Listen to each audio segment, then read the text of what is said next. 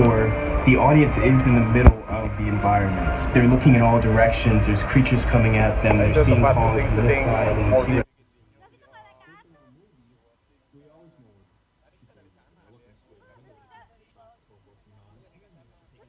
people are looking in all directions.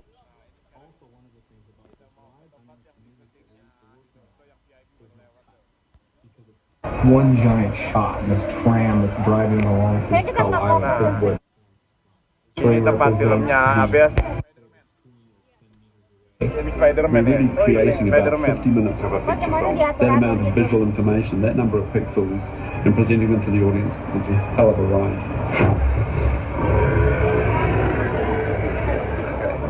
Now, because of the rain today, we're kind of taking a unique tour route. As you can see, we're making our way back through the metropolitan sets, making our way through an area called London Square. Tuh, ini syuting seolah-olah seperti di London. The structure on the right, you can see there's, well, not a whole lot to it. A big flat surface with a mural painted on the front of it. You need to change the look of it. We simply give it a paint job, and voila, we're someplace new. I always like how some of the doorways there are painted on, others, well, actual real working doors. You can just walk right through to the other side. Make our way to the far end of the metropolitan sets through a lot of truck parking currently. But also in this area on the left, you see this big brick wall. Again, it's nothing really terribly exciting, but we can use that to portray an industrial type setting, factory, warehouse, if you will.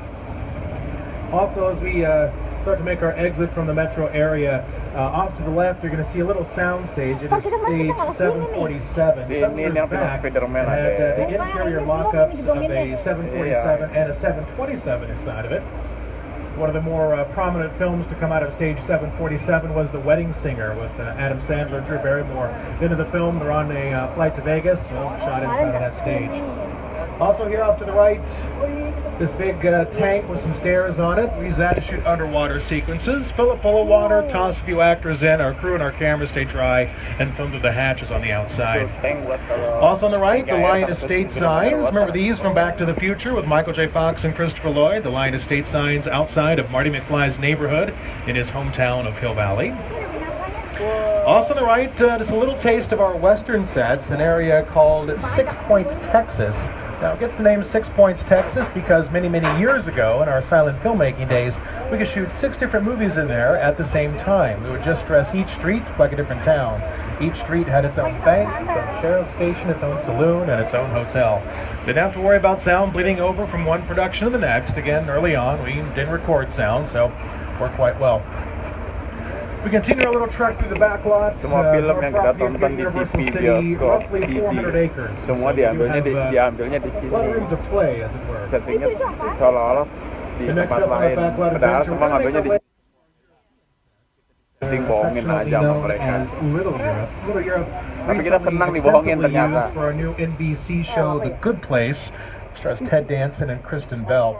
And it's actually probably good that the Good Place did come through Little Europe. Little Europe was one of the older areas on the lot. And they did a lot of refurbishment. They did some structural work. They did a lot of painting. Added in some cool signage, all sorts of good stuff. If you've seen the show, you'll recognize it as we make our way through. I guess the main bullet point here is that Little Europe, the insides of it, looking a lot more festive than it did just, say 5-6 months ago. But also, on a historical note, Little Europe was where a lot of our famous movie monsters got their breaks in the 1930s and 40s. Guys like Frankenstein's monster, Wolfman, and Dracula prowled these streets in their movie monster heyday. As we make our way through, we'll take a look at a few of our famous boogeymen. I think you always think of monsters. Dracula, Frankenstein, Wolfman, Bride of Frankenstein, The Mummy, The Hunchback of Notre Dame, The Invisible Man, Family Opera, classic.